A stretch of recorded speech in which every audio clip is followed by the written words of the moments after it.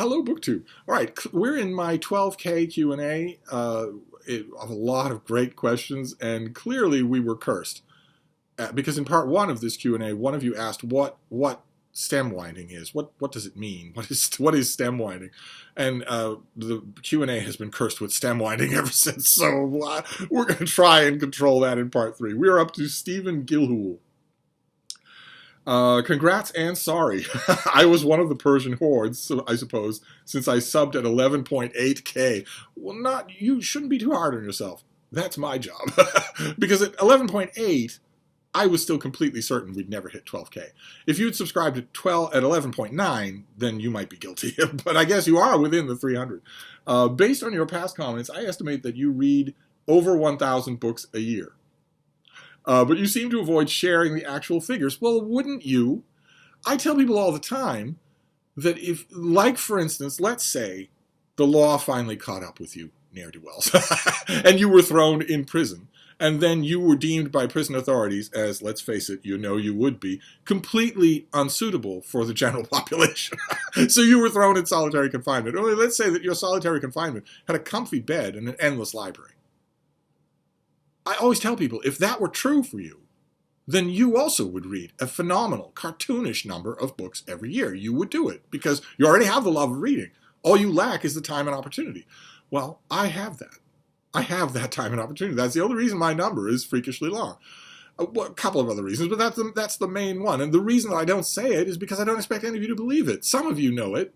And a few of you have bucked me up quite a bit when I've said this, that I'm not going to say the number anymore because no one believes it. Some of you have written and said, oh, come on. I might not agree with a lot of your opinions on books or on politics or on the weather or on anything else. I might not agree with what you say, but anybody watching this channel, even if they hate you, has to acknowledge that that number is real. That's felt really good that some of you say that, but nevertheless, most people won't, and I'm a little bit gun-shy because I started on BookTube being seriously misjudged by a large crowd of hashtagging morons. I don't want to give them any more fodder, so I don't say them. The number's not important. You're right, though. It is north of 4 digits. But what I want stats. Would you kindly share your yearly totals, or at least your total for 2021? No. But I will say what I've said in earlier videos. In 2021, for the first time ever, my reading number entered into the reign of King Edward I. Just saying. Dr. Bacon says, when it comes to annotating books while you are reading, do you use a pencil or to underline or leave it at that? Or do you also write things in a journal and add post-it notes to the book? What do you think of such practices and how they affect the reading process? Well, I've never got into the habit of the post-it note thing. That seems a bridge too far. It seems like that's breaking me out of the reading experience. I have for a long time read with a pencil in hand. And there, maybe it's shaped by a lifetime of reviewing books, or maybe it's just would happen this way naturally. But I will underline passages that are particularly signature or beautiful or both. And I guess I would do that anyway, but one of the obvious utilities of that is that you then have the ability to refer back to that passage to use it in a review about something that is signature or beautiful or both. But I largely don't do that anymore because a lot of my reading now is on ebooks. It's on the iPad. Where I don't need anything like that. I don't need to have a pencil in hand. I can just annotate to my heart's content. And there, some of it is just practical. If I'm reading along and a character shows up, then I will highlight their name. When they appear for the first time, they usually come with a description of some kind. So I'll highlight their name so that I don't have to go, trekking through the book to find out about them when it comes time for me to write about the thing. But with pencil in hand, it used to be a lot. I would interrogate the book. I would not only underline passages that were really good or really bad, and not only include marginalia like this reminds me of this reminds me of such and such a book, for future me to look at, but also an ironclad habit, something that I absolutely cannot shake, which is the copy editor's habit. I will put a rectangular box around a typo, no matter what. Even if I haven't annotated any of the rest of the book, there are plenty of books out there, and plenty of books in my collection back at Hyde Cottage, where you could be reading the thing, you take it off the shelf and read it, and there'll be no annotation. And then deep, deep in the bowels of page 370, one mistyped word will have a box around it. That I can't avoid doing that. I just can't not do it.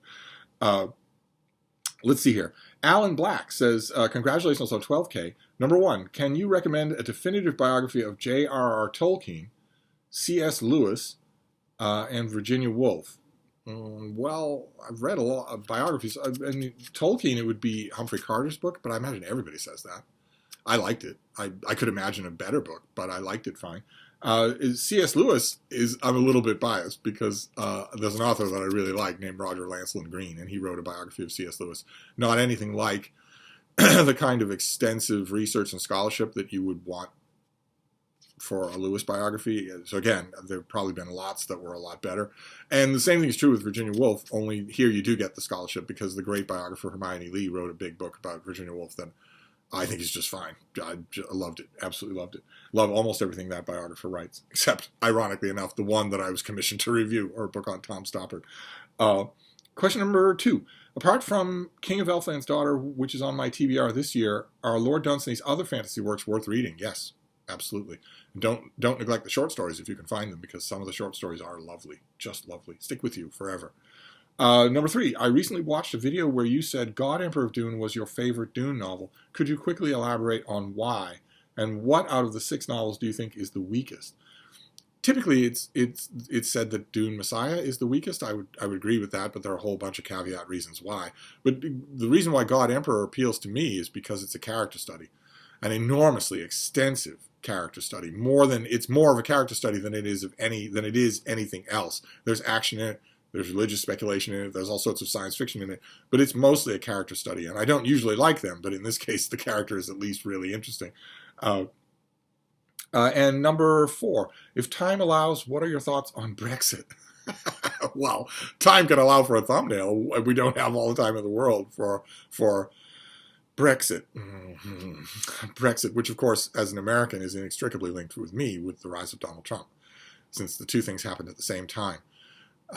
The Brexit party, the Brexit people in England, weaponized racism and xenophobia in order to get the referendum done the way they wanted. That's what they did. That infamous Nigel Farage ad with the unending stream of non-white people who want to come into your house and soil up your carpet or whatever. That poster. I know it's utterly ridiculous to talk about shame and Nigel Farage in the same sentence, but any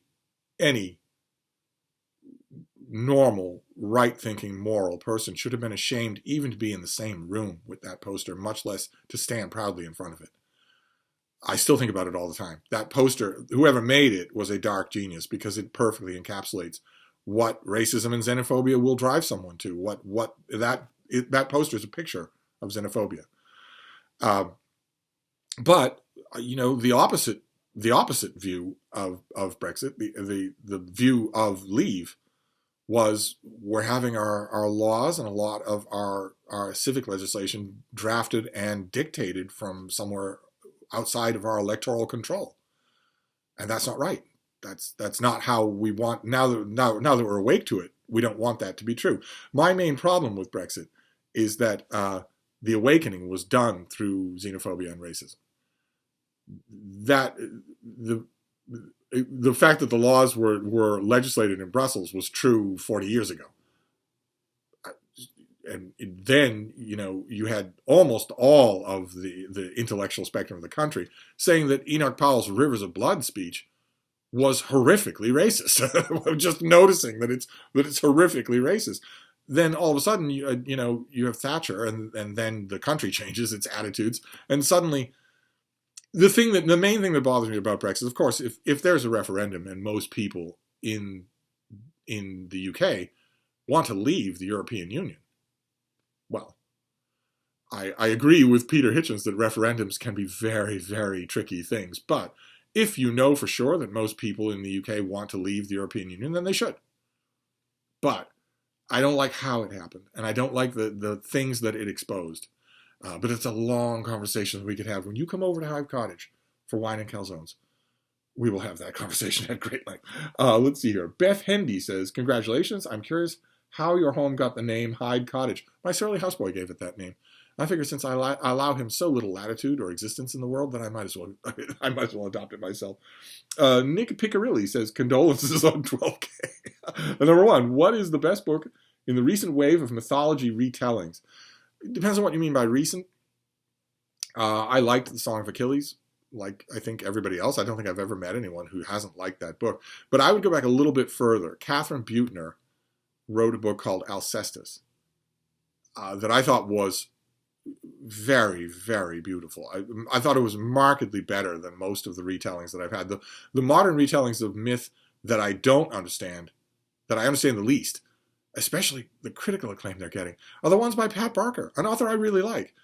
But the two books on the Trojan War, I mean, I'm a little bit biased because I wrote a novel on the Trojan War myself, but I think I can rise above that. And her books on the women of Troy, they're awful. They're just so boring. There is no way to turn the Iliad into a feminist epic. There's no way to do that. So the women are prizes of war or chattel of war. So anyway, I would say Alcestis. I don't know if it's still in print, but if you can read it, I'd love to know what you think of it. Then Chiron's Books says, congratulations on 12K. Sometime before Christmas, you said in a video about a book that you could just uncock it, and it seemed that you meant it. So could you explain and or show how you do that, please? I have a few of the buggers. Great channel. Well, for those of you who don't know the term, Jason Harrigan introduced the term to all of us, and now we all make dirty jokes about it. When you cock a book is cocked when the spine is slanted, which can either happen, because that's the way it sometimes happens when it takes you a long time to read the book. You've got it open like this, so when you're done, the spine is not, straight up and down anymore. Or if it's been sort of mushed under other books and it is now slanting. And I'm not sure that there is a way to uncock a book, but the thing I was referring to that I do is to reverse the process of cocking. So if I have a book that's cocked, I will shift it straight up like that and then pile 80 pounds of books on top of it, making sure that it's not shifting back, so that it's got all that weight pressing it back to its original shape. I've had some good luck with it, but I don't know if that's an approved way to do it.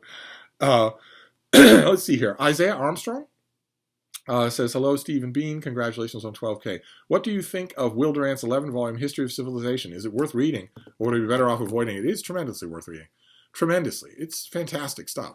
Fully researched and also wonderfully written. Very energetically written from start to finish.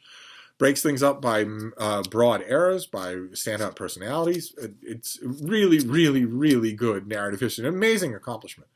And one of the nicest things about it is that it crops up in yard sales all the time. Nobody knows that it's good. So it crops up in yard sales all the time. You could probably go, when it's spring, you could probably go out driving to yard sales and whatnot and encounter the whole 11-volume set that somebody's willing to sell you for $5, something like that. I see it all the time at the Brattle Bookshop. So if you don't see it all the time, you want me to start accumulating them for you, I'll gladly do that. Number two, also, would you entertain the idea of doing an Arthurian starter kit? That's another good starter kit idea. Recently, I've gotten very interested in Arthurian legends and literature in general, and I'd absolutely love recommendations. I'd be willing to bet I would buy every book on your Arthurian starter kit if you were to make one. It's a very good idea. It's a very good idea. There's lots of stuff out there. I've got a few in this Q&A. I've got a few great suggestions for starter kits, and you obviously all want starter kits to return, so I should do that. But that one of the goals for 2021 was the return of starter kits and also the Western Canon starter kit sophomore year. I was going to do both of those in 2021. I was so busy being a sexy influencer, I didn't get to it. Let's see here. Elizabeth Murphy says, Steve, I'm wondering if you run across any more books at the Brattle from the Yankee Clipper. That was my term for someone who clipped out all sorts of associated news articles and tucked them into the books that he sold to the Brattle. I remember for a time it seemed there was something new from the Yankee Clipper. It was enjoyable to see the plethora of clippings that came in each book. Any more fun items? No, I think, well, the problem with the Brattle, the Yankee Clipper probably sold them a couple of boxes of books. And those books probably sat in the basement for a while until they came up and were priced and were put out in the sale lot. And that's when I saw them, but that's probably all there are. Uh, Joel Swagman says, The Shooting of an Elephant by George Orwell controversy. What is your gut feeling on this? Did it really happen, or did Orwell make it up? What about Orwell's other autobiographical writings? How reliable do you think they are? And does any of this matter to our enjoyment of Orwell? Take the last question first. It doesn't. None of it matters to our enjoyment of Orwell. The only thing that matters is how effectively he writes it. But as far as the veracity of the particular story, the shooting of the elephant, it's not just my gut that tells me that it's almost entirely manufactured, right? It's everybody else. It's not like it happened in Peloponnesian times. Everyone associated with Orwell at the time when this incident was supposed to happen says it didn't happen. And also that they almost all are universal in saying that he fabulized almost everything that happened to him, one way or another.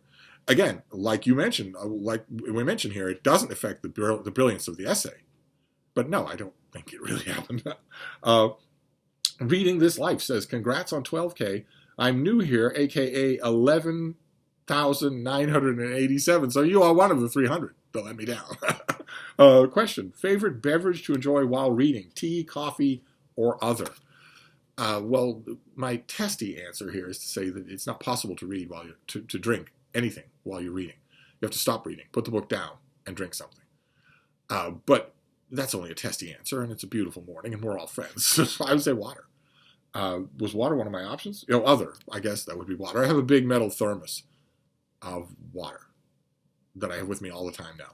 I have discovered very, very late in life that all of those the doctors and health experts and health con men all throughout my life who were saying, be really, really well hydrated, you will feel much better. They were all right. And you don't realize how thirsty you are until you do it, until you're not thirsty anymore. But even then, when I'm reading, I tend to get so caught up in a book that I don't do anything. I don't think to do anything. Alan Kean, Kian, says, hi, Steve. Congratulations on 12 Nay. What, in your opinion, is the best and worst of Dickens?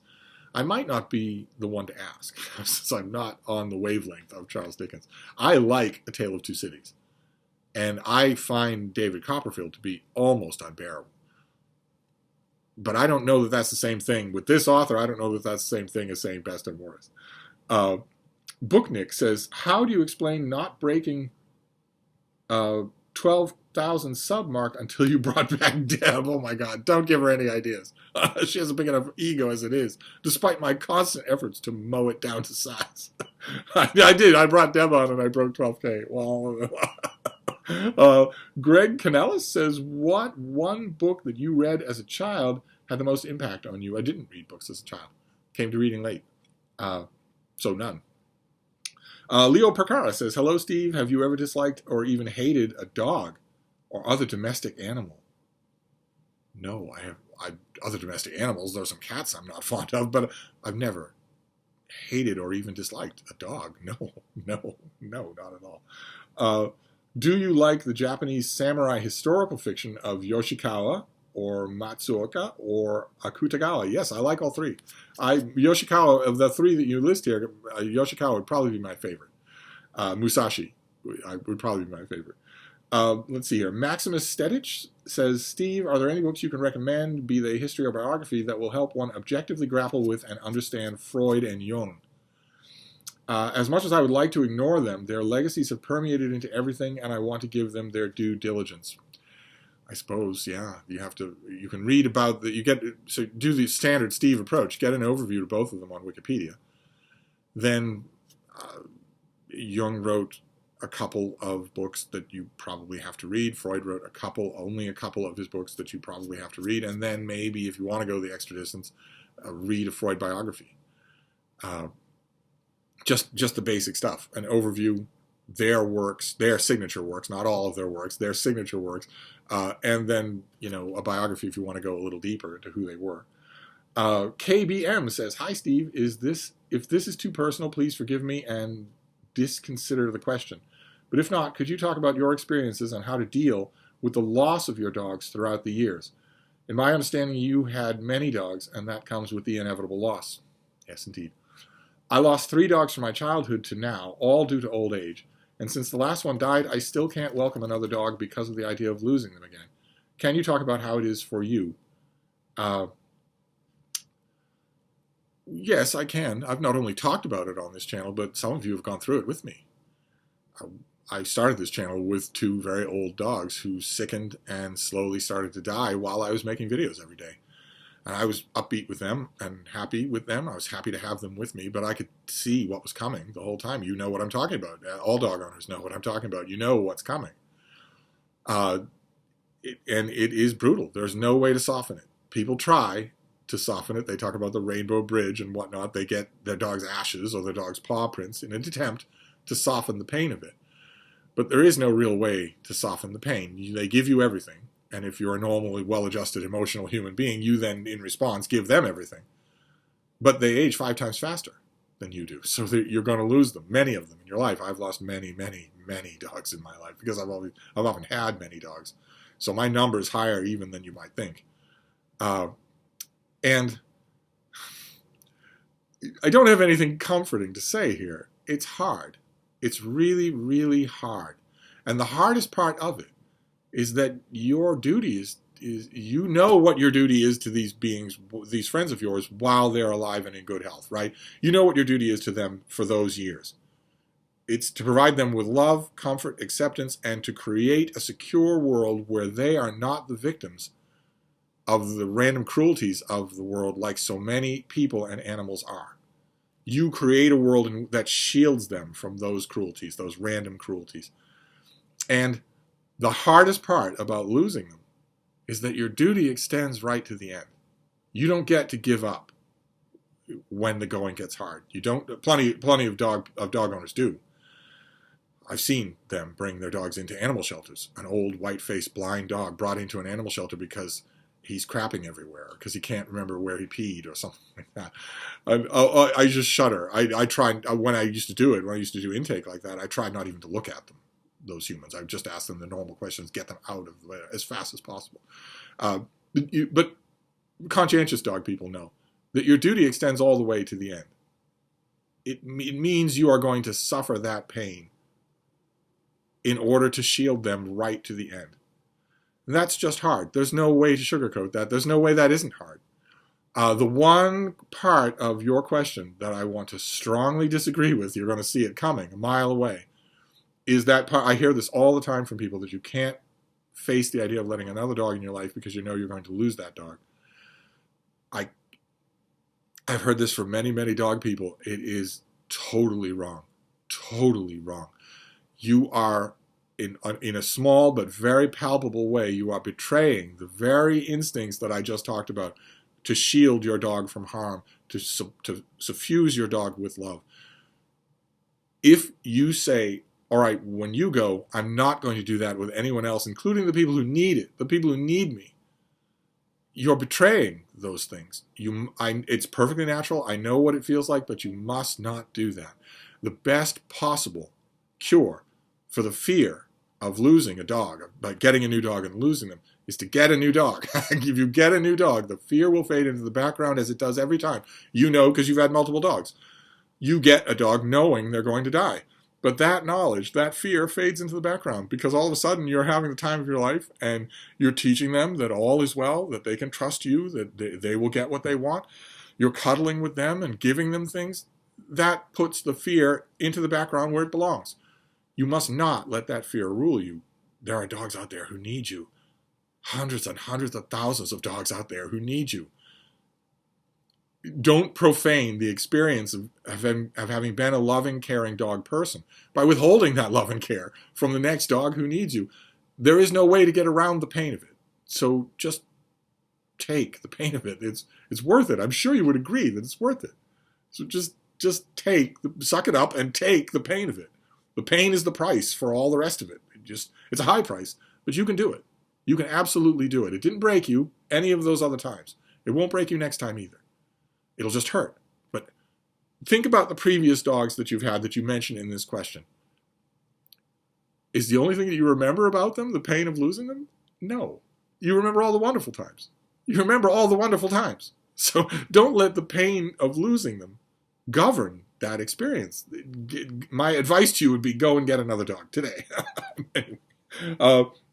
Jasper Antonelli has a barrage of questions. Number one, How does it feel to be the world's most ultra sexy YouTube influencer? It's a burden.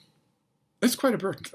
Number 2, what books or what regimen would you describe to a dude bro to make him a functioning human being? The key to reclaiming dude bros from their reading is, like all things, gradual. Baby steps. All dude bro authors are first cousin once removed to non-dude bro authors. You have to slowly lead them away by baby steps. Like, for instance, dude bro authors love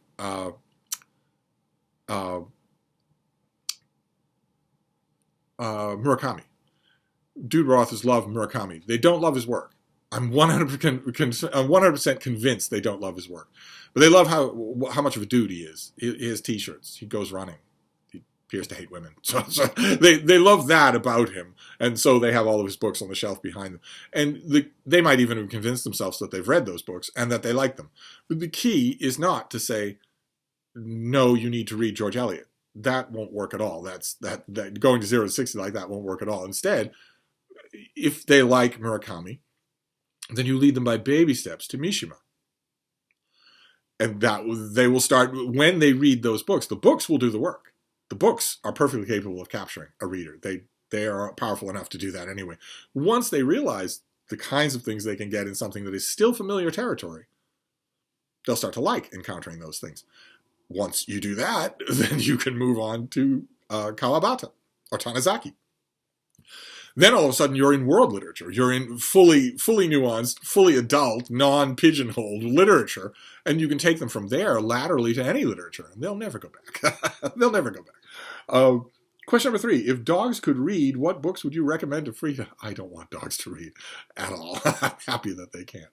And number 4, what do you think it is that has made 12,000 people decide to willingly enslave themselves, rather subscribe to you? I said this in the last couple of these Q&As. I'm not going to dwell on it because we're trying to get things moving and because there's no point to it. But I honestly don't know. I honestly don't know the answer to that question. That is not me fishing for compliments. I don't know why this is happening. It shouldn't. I'm self-aware enough, self-critical enough to say it shouldn't. This shouldn't be happening. I have no explanation for it at all. None whatsoever. People say, well, I've had some of you have volunteered answers to that question, that unanswerable question over the years. Like, for instance, it feels like we're having a conversation one-on-one. Well, okay, but I give my email to everybody. Anybody's free to Voxer me at any time of the day or night. You could have those conversations without a YouTube channel that has 12,000 subscribers. I don't know the answer to your question, and we're going to wrap up on your impossible question and go on to part 4.